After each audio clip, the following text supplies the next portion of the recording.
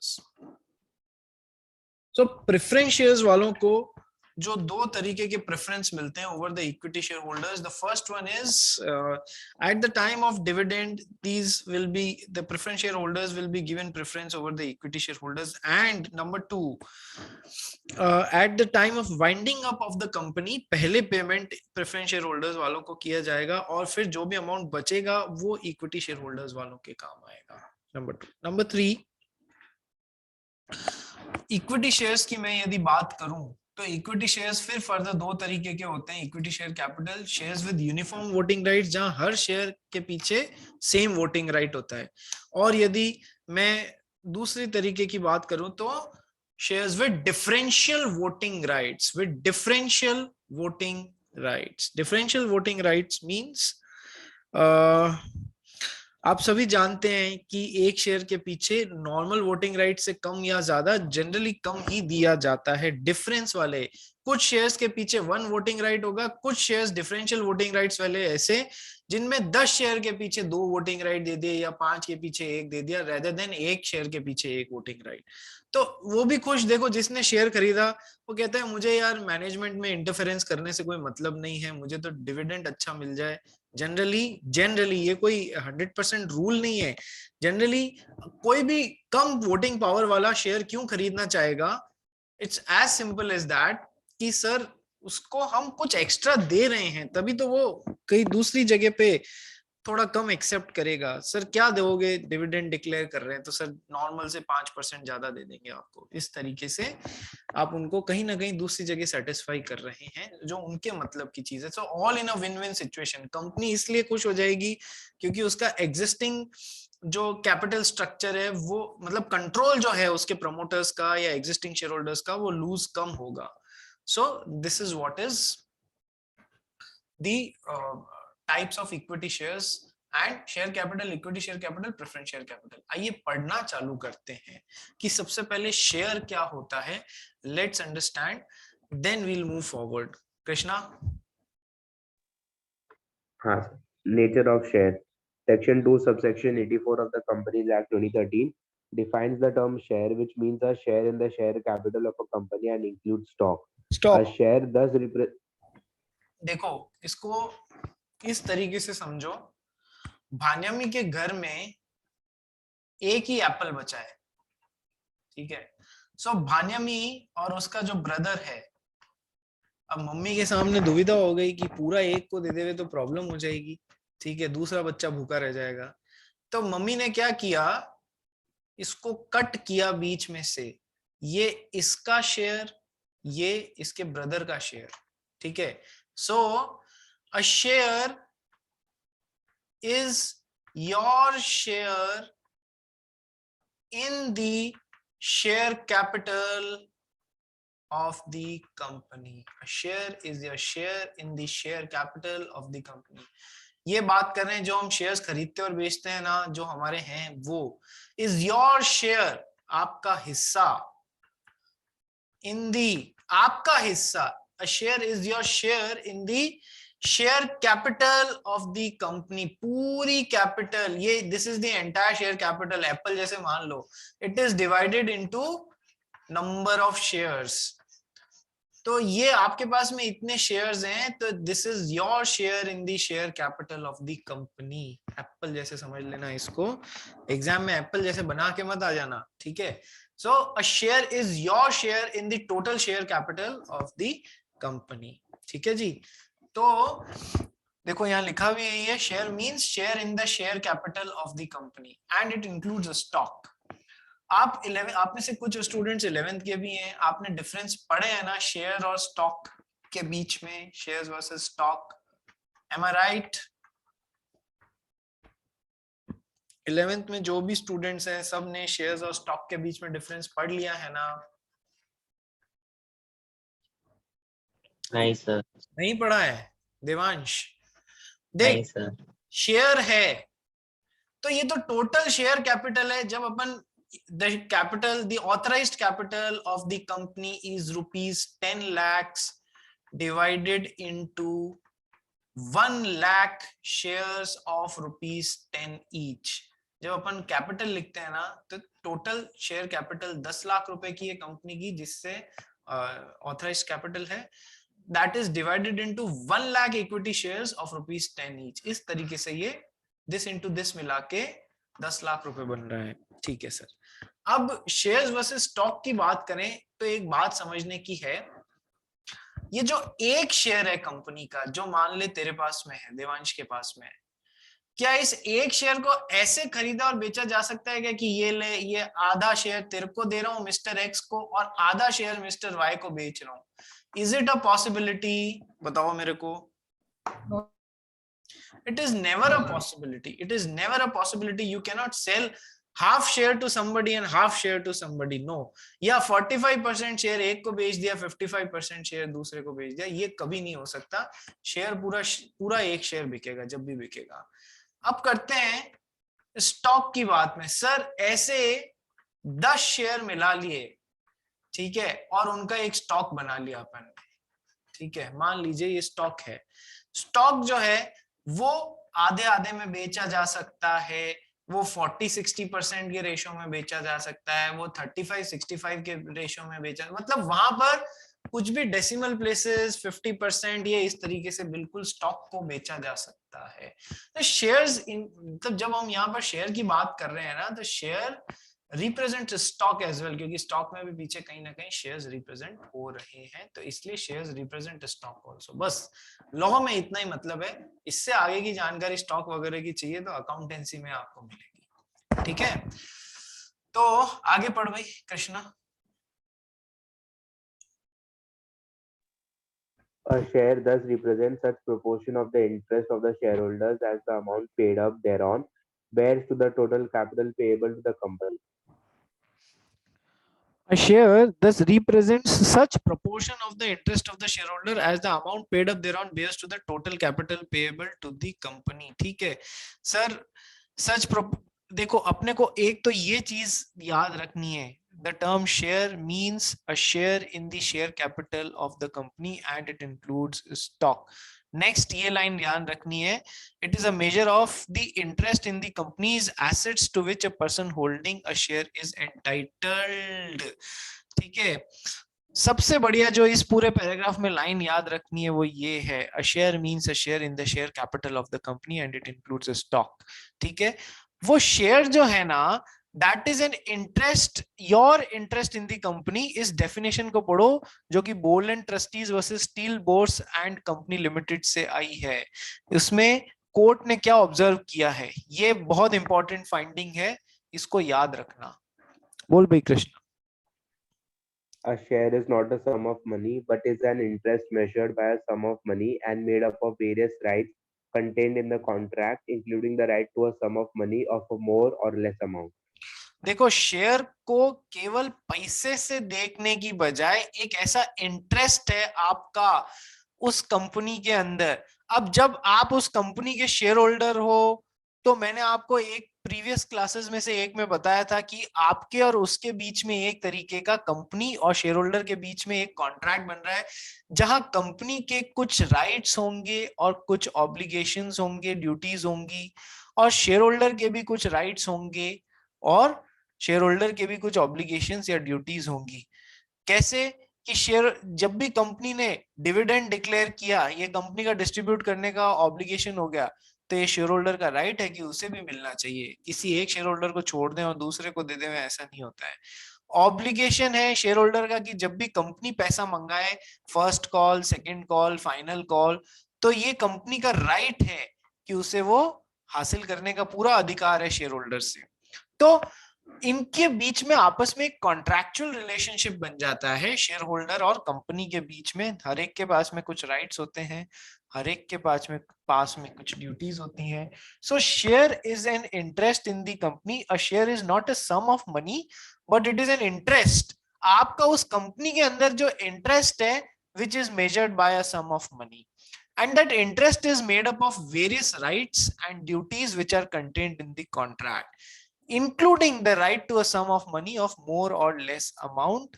यानी कि आपने जितने रुपए में शेयर खरीदा है उससे कम में भी आपका वो इंटरेस्ट मेजर हो सकता है, उससे ज्यादा में भी वो आपका इंटरेस्ट मेजर हो सकता है। ठीक है, आगे पढ़ भाई।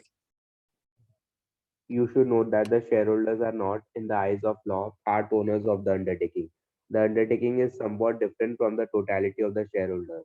The rights and obligations attaching to a share are those prescribed by the memorandum and the articles of a company. It must, however, be remembered that a shareholder has not only contractual rights against the company but also certain other rights which accrue to him according to the provisions of the Companies Act. Companies act में जब आप आगे जाएंगे inter में और final में, तब आप देखेंगे शेयर होल्डर्स के पास में केवल कॉन्ट्रैक्चुअल राइट्स ही नहीं, जो कि कॉन्ट्रैक्ट से मिले हैं वो वाले राइट्स ही नहीं, but also certain other rights भी उसको मिलते हैं, जैसा कि कंपनीज एक्ट में बताया जाएगा। सर कॉन्ट्रैक्चुअल राइट्स तो जो कि कॉन्ट्रैक्ट के थ्रू मिल रहे हैं शेयर होल्डर को, कुछ राइट्स लीगल राइट्स भी होते हैं जो किसी कॉन्ट्रैक्ट में नहीं लिखा हुआ है, लेकिन कंपनीज एक्ट में लिखा हुआ है कि शेयर होल्डर को ये राइट मिलेगा, तो भले ही कॉन्ट्रैक्ट में नहीं लिखा हुआ है, शेयर होल्डर को लीगल राइट भी मिल जाएगा।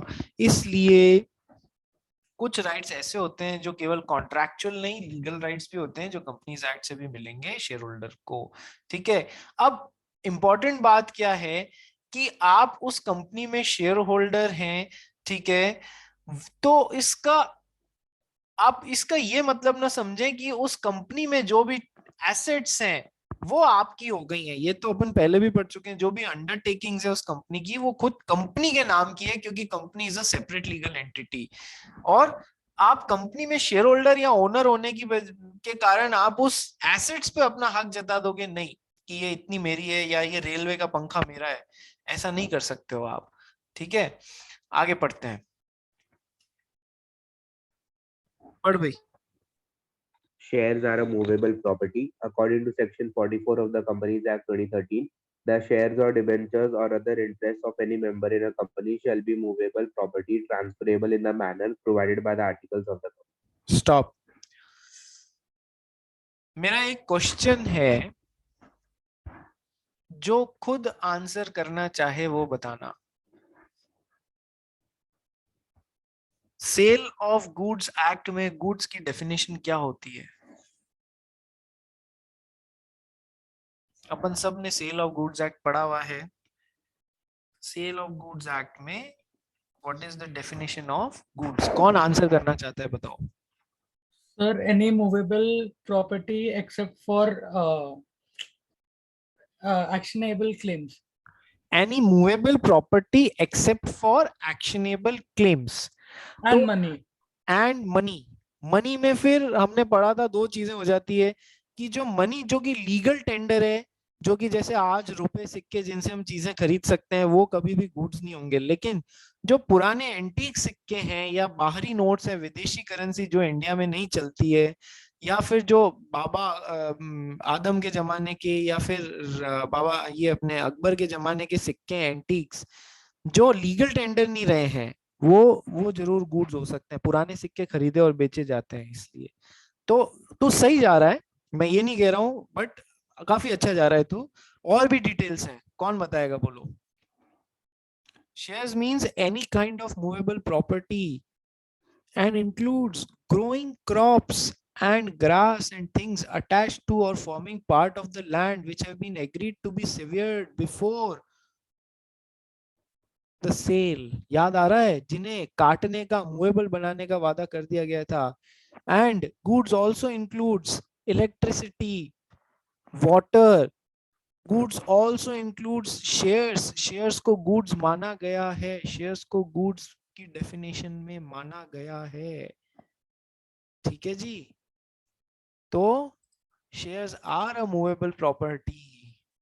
Cell of goods act applicable होता है शेयर्स के बेचने और खरीदने पे। इसीलिए तो पूछा था कि गुड्स की डेफिनेशन क्या है, वहां आपको याद आना चाहिए था।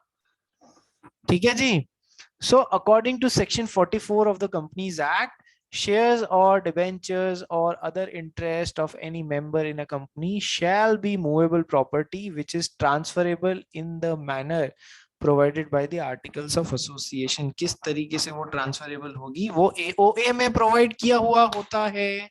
shares shall be numbered। Next पढ़ भाई कृष्णा।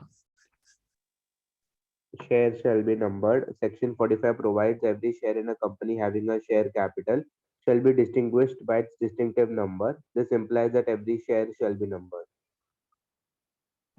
आगे. However, this shall not apply to a share held by a person whose name is entered as a holder of beneficial interest in such share in the records of a depository. देखो sir, अब ये कहानी कब की है समझने की कोशिश करना कि हर शेयर का एक इंडिविजुअल नंबर होगा. ये कहानी तब की है जब ये डीमैट वीमैट और ऑनलाइन ट्रेडिंग और ये सब नाम की चीजें ज्यादा प्रचलित नहीं थी. तो फिजिकल शेयर सर्टिफिकेट, कागज के टुकड़े पे शेयर सर्टिफिकेट छापा जाता था. तो फिजिकल शेयर सर्टिफिकेट प्रिंट किए जाते थे, उस पे हर एक पे नंबर पड़ा हुआ होता था, या फिर शेयर सर्टिफिकेट पे रेंज दी हुई होती थी, दिस नंबर से दिस नंबर आपके पास में है. फिर किसी को बेचना होता था तो वो अपने फिजिकल शेयर सर्टिफिकेट एप्लीकेशन और फॉर्म भर के कंपनी सेक्रेटरी के पास में, मान लो मुंबई में ऑफिस है तो मुंबई भेजता, जहां पर दूसरे के नाम से वो रजिस्टर किए जाते. इस तरीके से पूरा प्रोसेस चलता था. Shares were numbered. बट अब फिजिकल शेयर्स को डीमटीरियलाइज्ड फॉर्म में कन्वर्ट कर दिया गया. ये तो मटीरियलाइज्ड फॉर्म था, फिजिकल पेपर, ये पेपरलेस डीमटीरियलाइज्ड फॉर्म, तभी तो उसको डीमैट अकाउंट बोलते हैं. सुना होगा ना आपने, सभी के पापा मम्मी का, पापा का तो सबका करीब करीब डीमैट अकाउंट होगा. और आप में से जो 18 साल के हैं वो भी चाहें आराम से डीमैट अकाउंट खोलें अपना. डीमटीरियलाइज्ड फॉर्म, फिजिकल, आपने फिजिकल शेयर सर्टिफिकेट सबमिट कर दिया, बोला मेरे को डीमैट चाहिए ताकि मैं ऑनलाइन ट्रेडिंग आराम से कर सकूं. तो अब वो फिजिकल शेयर सर्टिफिकेट यहाँ सबमिट हो गए, डीमैट में आपका डीमैट खाता खुलवाया गया, उसमें इतने रिलायंस के शेयर डाल दिए गए जितने आपके फिजिकल शेयर सर्टिफिकेट थे. ठीक है. तो अब यहाँ पर डीमैट में कोई नंबरिंग का चक्कर नहीं है भाई, ये बात ध्यान रखना. ठीक है जी. तो share shall be numbered, but this shall not apply in case of shares which are in depository. Now for your kind information, now you cannot trade your shares in physical format. You cannot trade your shares in physical format. You need to first compulsorily convert them into dematerialized form, then only you can trade them. ठीक है भाई, समझ आ गया? Depository कौन? जो demat account खोलने की सुविधा देती है और शेयर्स को डीमैट तरीके से होल्ड करके रखती है. ठीक है. जैसे बैंक में आप आजकल अकाउंट खोलते हो ना, तो ऑनलाइन आप उसमें से ट्रांसफर कर सकते हो, ऑनलाइन ही उसमें से पैसा निकल जाता है, दूसरे के खाते में चला जाता है. उसी तरीके से डिपॉजिटरी जो होती है, दो है इंडिया में, एक तो है NSDL और एक है CDSL. ये दो डिपॉजिटरीज हैं जिनके साथ में आप अपना डीमैट अकाउंट खोल सकते हो. वो आपको डीमटेरियल्स फॉर्म में कंपनियों को और शेयर होल्डर्स को ये शेयर्स ट्रेड करने की सुविधा देती है. कुछ कुछ क्लियर हुआ रे? डीमैट अकाउंट क्या होता है? जिसमें फिजिकल शेयर्स हटा के इलेक्ट्रॉनिक फॉर्म में शेयर्स को मेंटेन किया जाता है. बोलो, समझ में आया? यस और no? Yes sir. Monday evening blues आ रहे हैं क्या आप लोगों को? लोगों को मंडे मॉर्निंग ब्लूज आते हैं, आप लोगों को मंडे इवनिंग ब्लूज आ रहे हैं. ट्यूसडे को सर आज ट्यूसडे है. मुझे पता है, ट्यूसडे को मंडे इवनिंग ब्लूज आ रहे हैं आप लोगों को. लॉ की क्लास हफ्ते में 5 बार हो रही है. ठीक है. तो इस मूड से बाहर आ जाओ रे, ये तो अपना रोज का काम है. नंबर 1. नंबर 2, चलो एक बड़ी इंटरेस्टिंग स्टोरी सुनाता हूं आपको. आप लोगों ने MRF कंपनी का नाम सुना है जो टायर बनाती है? MRF tyres. Yes Yes, sir. Yes sir. उसका एक शेयर कितने रुपए का है पता है आप लोगों को? Yes, sir. सर 80,000. 80,000 का है. अभी देख लेते हैं. 78 का. 78 का है. अभी देख लेते हैं. हाथ कंगन को आरसी क्या, पढ़े लिखे को फारसी क्या. एक शेयर है 76,296 और आज ये शेयर टूटा है 500 रुपए से. यानी कि करीब करीब आप समझ लो एक शेयर 77,000 रुपीज का है. Single share. इस एक शेयर को खरीदने में दम लगता है भाई. ठीक है. एक दिन आप सभी ने देखा है ना कि ये जो टीवी वगैरह जो भी होते हैं, इनमें ये चैट शोज चलते हैं. कौन सा शेयर खरीदना चाहिए, कौन सा शेयर बेचना चाहिए, बिजनेस चैनल्स पे. कभी ना कभी घर में चलते हुए देखा होगा, घर में कोई देखता होगा तो, ठीक है। तो अब मैंने आपको क्या सिचुएशन बताई थी कि अब आप फिजिकल शेयर्स में ट्रेड नहीं कर सकते हैं, फिजिकल शेयर्स में नहीं कर सकते हैं, you need to compulsorily convert them into dematerialized format, then only you can trade in them. तो एक जने का एक दिन ऐसे एक बिजनेस चैनल सीएनबीसी पे कॉल आया, ये एंकर था जो शो चला रहा था, उसके पास में एक कॉलर का फोन आया। क्या फोन आया सर? कि सर मेरे दादाजी हैं, मेरे दादाजी जो हैं वो लकवा मार गया था आज से 2 साल 3 साल पहले, गांव में थे, तो उनको बेहतर मेडिकल सर्विसेज प्रोवाइड कराने के लिए मैं शहर ले आया। अब वो थोड़े थोड़े ठीक हैं, और उन्होंने, मैं उनका सामान थोड़ा सा साफ सफाई कर रहा था तो उन्होंने मेरे को दिए फिजिकल शेयर सर्टिफिकेट एमआरएफ के, ठीक है। यही कोई उन्होंने 10,000 शेयर्स मुझे दिए हैं, ठीक है सर। तो अब मुझे समझ नहीं आ रहा है कि मैं इनको ट्रेड कैसे करूं। तो एंकर हिल गया। एंकर ने कहा सर पहले तो आपको उन्हें डीमैट में कन्वर्ट कराना पड़ेगा। उस समय एक शेयर की प्राइस थी 60,000 रुपीज, और इस भाई के पास कितने शेयर थे? 10,000 शेयर। यानी कि कितने रुपए के शेयर हो गए? यूनिट 10, 100,000, 10,000, लाख, 10 लाख, करोड़, 10 करोड़, 60 करोड़ रुपीस के शेयर उसके दादाजी ने उसके लिए दे दिए। सोचो आप, the power of stock market. हर एक के बस की बात नहीं है भाई, जो लॉन्ग टर्म खेलते हैं और जिसको समझ है। केवल ये एग्जाम्पल देख के मत घुसने लग जाना कि मुझे तो 60 करोड़ रुपए कमाना है, ठीक है। सो आप ये सोचो कि कभी कभी दुनिया में ऐसे करिश्मे भी हो जाते हैं, दादाजी खरीद के रख के भूल गए, बाद में वो 60 करोड़ रुपए के शेयर हो गए। सो डीमैट, ये सब चीजों से अपडेटेड रहना पड़ेगा आप लोगों को, if you want to play into the industry and if you want to become a chartered accountant. चलिए जी, तो स्टोरी अच्छी लगी 60 करोड़ की? Yes. यस सर, काश हमारे दादाजी भी हमारे साथ होते हैं ऐसे ही, सबको ऐसे दादाजी मिले। तो अब kinds of share capital, equity और प्रेफरेंस, आजा पढ़ ले भाई Krishna. Kinds of share capital. Section 43 of the Companies Act 2013 provides the kinds of share capital. According to the provision, the share capital of a company limited by shares shall be of two kinds, namely equity share capital with voting rights or with differential rights as to dividend, voting or otherwise in accordance with prescribed rules. ठीक है, with differential rights as to dividend.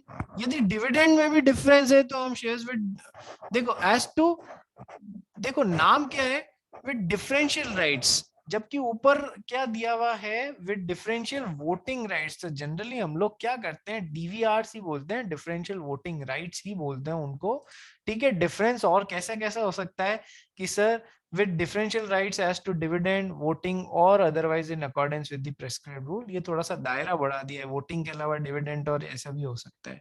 आइए example देखते हैं। It is to be noted that Tata Motors in 2008 introduced equity shares with differential voting rights called A equity shares in its right issues. In the issue, every 10 A equity shares carried only one voting right but would get 5 percentage points more dividend than that declared on each of the ordinary shares. Since A equity share did not carry the similar voting rights, it was being traded at discount to other common shares having full voting. Other companies which have issued equity shares with differential voting rights, popularly called DVRs, are Future Retail, Jain Irrigation, among others. ये मैं example Tata Motors वाला आपको पहले भी दे चुका हूँ, ठीक है। आपको मैंने मनी कंट्रोल पे ऐसे ही बताया भी था कि डीवीआरस वाले शेयर्स और ये अलग अलग लिस्ट मतलब ट्रेड करते हैं, ठीक है। आइए एक बार वापस देख लेते हैं, अभी सामने दिख जाएगा आपको। देखो एक तो है टाटा मोटर्स और ये दूसरा वाला क्या है, टाटा मोटर्स डीवीआर, ठीक है। दोनों अलग अलग हैं।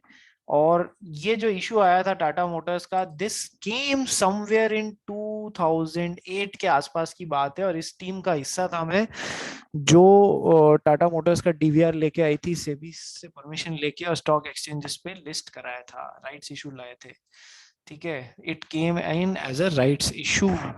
चलिए ये तो हो गया काइंड्स ऑफ शेयर कैपिटल में इक्विटी शेयर कैपिटल, डीवीआरस कैसे होते हैं। सेकंड आते हैं अपन प्रेफरेंस शेयर कैपिटल पे। पढ़ भाई। preference share capital. However, this act shall not affect the rights of the preference shareholders who are entitled to participate in the proceeds of winding up before the commencement of this act. देखो ये क्या बोल रहा है, this act shall not affect the right of preference shareholders who are entitled to participate in the proceeds of winding up before the commencement of this act. अभी current वाला companies act कब चालू हुआ यार? 2013-14 में आया था और इसका नाम है कंपनीज एक्ट 2013, ठीक है। तो अब इससे पहले कंपनीज एक्ट 1956 में प्रेफरेंस शेयर होल्डर्स को जो भी राइट्स थे वो सब ये नया एक्ट इफेक्ट नहीं करेगा, ठीक है। वो जैसे चल रहे हैं उनको वैसे ही चलने दो। This act shall not affect rights of preference shareholders who are entitled to participate in the proceeds of winding up before the commencement of this act, ठीक है। इससे पहले उनके जो भी वाइंडिंग अप में जो भी हिस्सेदारी थी उसमें भी देखो, जनरली ये लाइन क्या बोलनी चाह रही है मैं आपको और बेटर एक्सप्लेन करता हूँ। एक तो होता है सबसे पहले सर कंपनी वाइंड अप हो रही है तो सबसे पहले पैसा किसको चुकाया जाएगा? सर इंटरेस्ट चुकाया जाएगा और जो डिबेंचर होल्डर्स हैं उनको उनका पैसा लौटाया जाएगा, ठीक है सर। इसमें भी पहले सिक्योर्ड को पैसा चुकाया जाता है, फिर अनसिक्योर्ड वालों को पैसा चुकाया जाता है, ठीक है सर। फिर उसके बाद में आता है गवर्नमेंट कहती है मेरा कुछ टैक्स बचा हुआ है तो वो मेरे को दे दो। फिर उसके बाद में आता है प्रेफरेंस शेयर होल्डर्स वालों का नंबर। फिर उसके बाद में आता है कुछ बचता है तो इक्विटी शेयर होल्डर्स वालों का नंबर, ठीक है सर। यहां तक तो हम सब समझ लिए। अब एक फंडा क्या होता है कि प्रेफरेंस शेयर होल्डर्स वालों को उनका राइट तो मिल गया, उनको पैसा चुका दिया गया। अभी इक्विटी शेयर होल्डर्स वालों को जितना पैसा देना था उतना भी दे दिया, उसके बाद में भी पैसा बचा हुआ है। तो यदि कोई टर्म्स एंड कंडीशंस नहीं लिखी हुई हैं तो उस पर राइट किसका होता है? इक्विटी शेयर होल्डर्स का। लेकिन कई बार प्रेफरेंस शेयर्स ऐसे भी इशू कर दिए जाते थे, इनका पैसा चुक गया, इनका पैसा चुक गया, अभी भी पैसा बचा हुआ है, तो उसमें प्रेफरेंस शेयर होल्डर्स भी वाइंडिंग अप प्रोसीड्स में शेयर करेंगे along with equity shareholders इस बचे हुए अमाउंट में। ये लाइन ये बोलना चाह रही है, वापस पढ़ते हैं। This act shall not affect the rights of preference shareholders who are entitled to participate in the proceeds of winding up before the commencement of this act.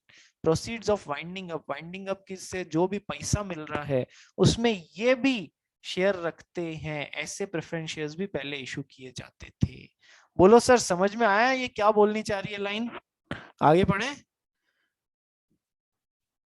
आया ना मानस? Yes, sir. मोहित अग्रवाल तेरा टेस्ट वेस्ट नहीं है क्या? Sir चल रहा है। अच्छा हाँ सर। चलो बढ़िया है, करो भाई, अटेंड करो। आगे बढ़ भाई Krishna. According to explanation to section 43, first, equity share capital with reference to any company limited by shares means all share capital which is not preference share capital. Sir कैसे डिफाइन किया इक्विटी शेयर कैपिटल को?